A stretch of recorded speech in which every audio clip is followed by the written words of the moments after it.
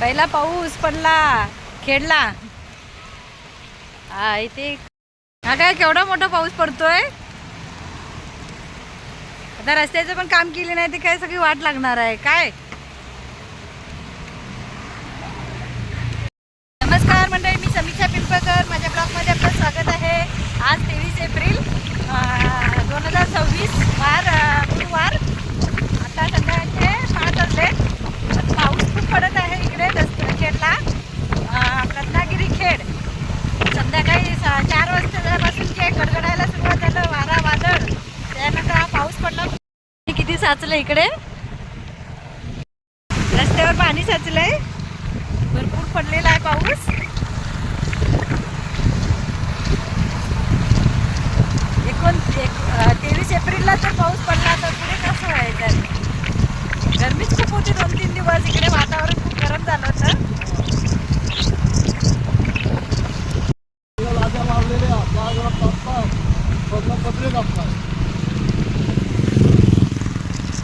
तशीच गरमी आहे ना, लोकांना नुसतं गरम खूप होत होतं ना. गारवा केलाय खरा, पण नंतर 4 दिवसांनी पुन्हा गरम होईल. पाऊस थांबला की गरम पुन्हा.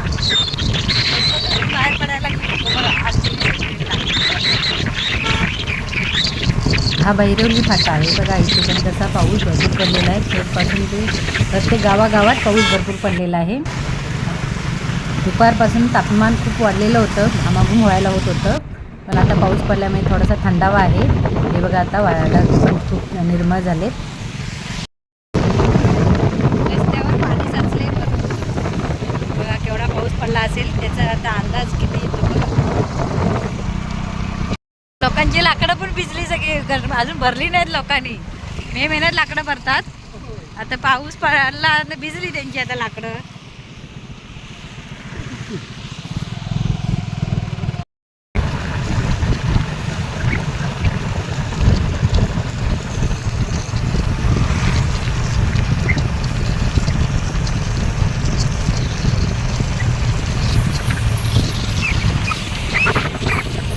पावसाने रस्ता खूप चिखल झाला आहे पाऊस पडल्यामुळे. हे आत्ताच जर एका पावसात असं झालं तर पाऊस पडायच्या आधी रस्ता बनवायला पाहिजे. नाही बनला तर खूप हालत होणार आहे. हे बघा काय झालेलं आहे. खड्ड्यातनं पाणी साचलंय, माती आहे, त्याच्यावरनं गाडी कशी चालवणार लोक. आज पहिला पाऊस पडला खरा, त्याची तर खुशी आहे, पण हा असाच जर रस्ता नाही लवकर बनला तर हालत खूप आहे आमच्या लोकांची.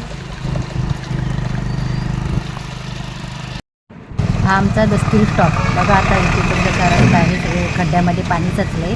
त्या खड्ड्यावरून पाणी साचल्यामुळे गाडी चालवता येत नाही. टायर सरकतात, 2 व्हीलरवाले वगैरे भरपूर पडतात. आमची दस्तुरी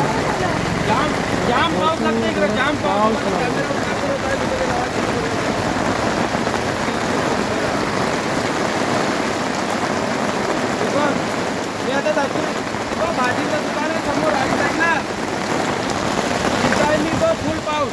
फुल पाऊस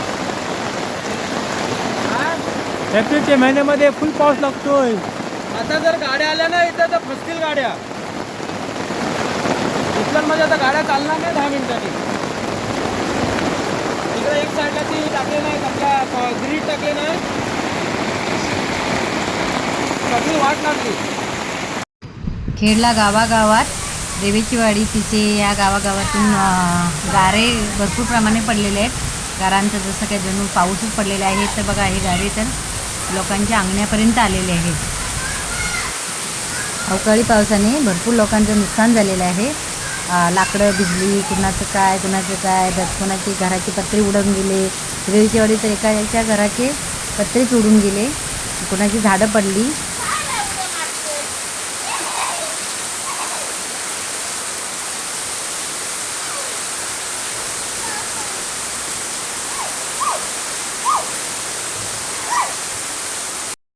खेड तालुक्यात अवकाळी पावसाने जोरदार हजेरी लावली.